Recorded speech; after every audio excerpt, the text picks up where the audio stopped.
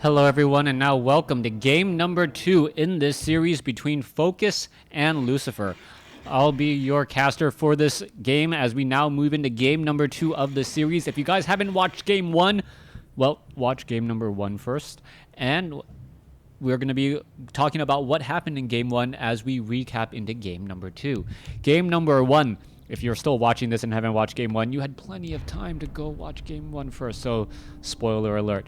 Game number 1, Lucifer able to take Game number 1 after some very, very solid play and being able to just deal with even the better, or not, I wouldn't say better, the very strong opening of the split Blade Master and Shadow Hunter. Focus doing a good job harassing with the Blade Master and leveling up the Shadow Hunter. But eventually, it didn't really seem to amount to much. Lucifer was able to win an early key battle, and then that just ended up snowballing into victory.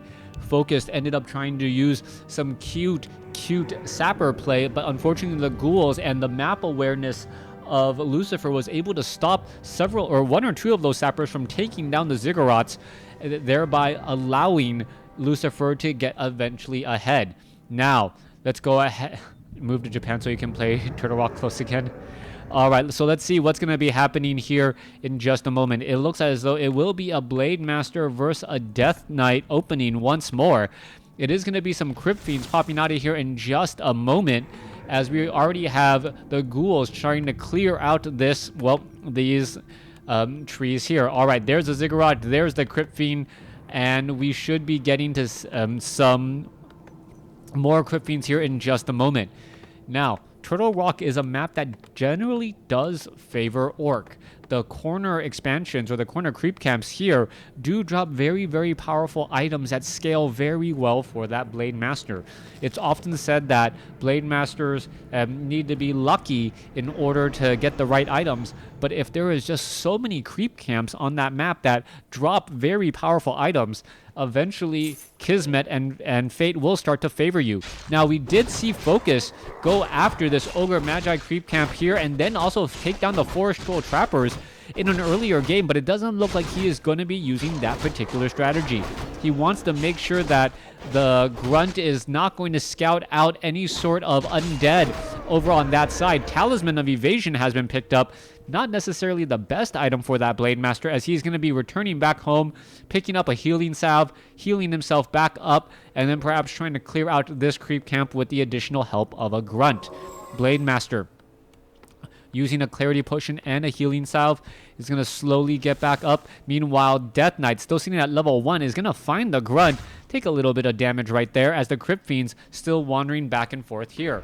Now, Blade Master, ends up getting attacked there, and now the Crypt Fiend is, the Crypt Fiend, an MVP play right there to prevent the Blade Master from healing back up to at least 400 hit points. That Blade Master is going to be in a bit of trouble for a little while longer. He needs to use a healing salve. There it goes. And he does have enough mana for a wind walk if things do get a little bit hectic. All right, is he going to pick up a second Circlet of Nobility or just Boots of Speed? Not quite sure what he's picking up as of yet. Boots of Speed, there it goes, as the Death Knight now making its way over here to this Ogre Warrior creep camp. Blade Master nearby. Death Knight is nearby. There's a Death Coil. Who got the item? The Blade Master did. And that is one of the situations where even though the Death Knight got the experience, well, the Blade Master got the item, and it was a Gloves of Haste. All right, are we going to see some chasing? No, we are not. Blade Master now looking to back off. Grunt heading back over here. We can see that the Stronghold is nearly done, as the Blade Master may try and engage to take down some of these Crypt Fiends. All right, Skeletal Minion, Death Knight now taking some damage. Skeletal Minion down to 47 hit points. No experience gained there, as the Skeletal Minion looks like he will be back home safely and eventually die due to his short-timed life. Now, Blade Master looking to engage here. Could get some damage onto that Death Knight, but is going to have to absorb some damage from those Crypt Fiends.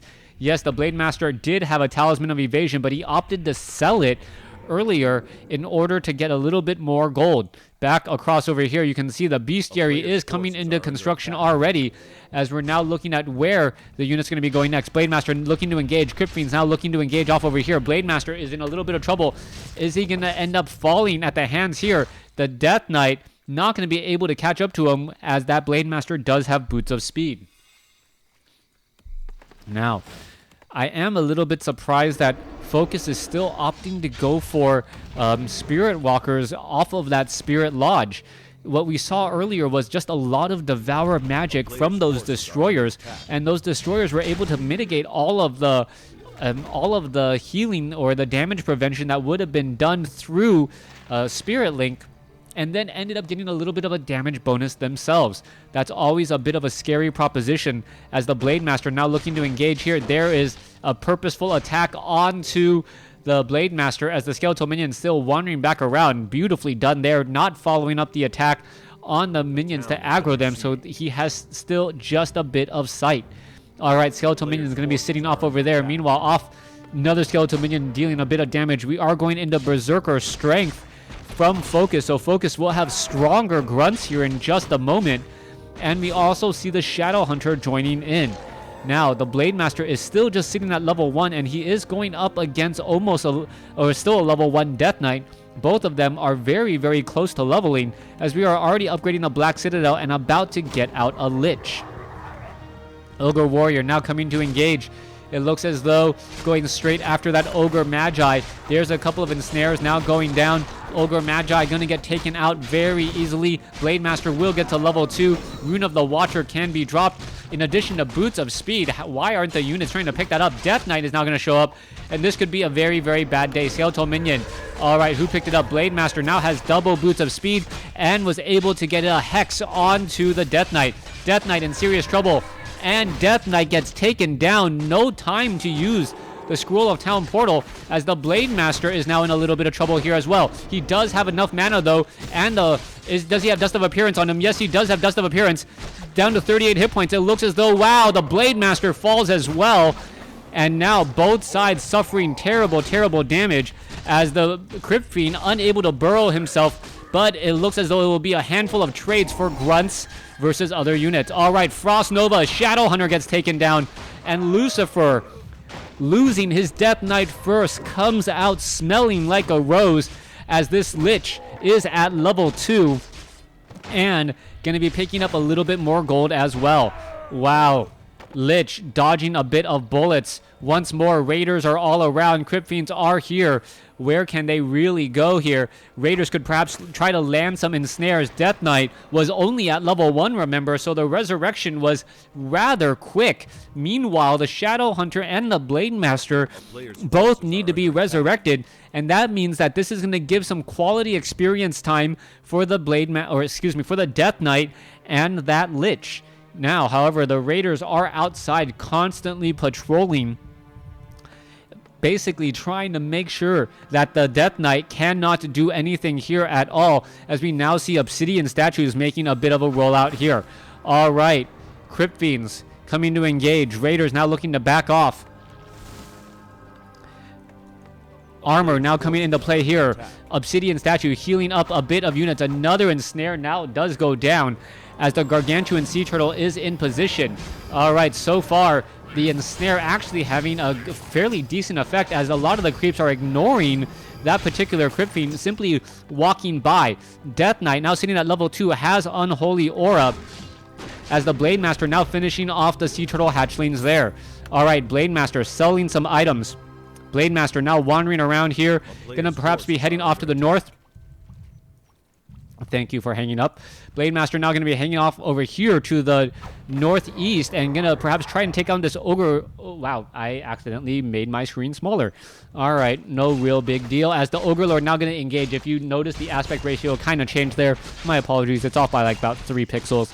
Ogre Lord now going to get cleared up here, as the Blademaster is going to finish things off, as the Shadow Hunter looks as though, yes, Jangle of Endurance Aura and the Shadow Hunter picking up a Tome of Experience. That might actually be a huge, huge boost, and it may actually end up catching Lucifer off guard. All right, Crypt Fiends are all right here.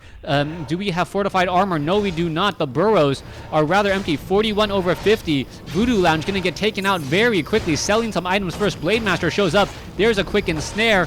There's a roar as the, wow, silence quickly goes down. Frost, Nova, and Death Coil. That is it. Lucifer taking game number 2 in this series. Please stay tuned for game number 3. I'll probably be casting this game tomorrow. Thanks for watching. Thanks for listening. Hope you guys enjoyed it.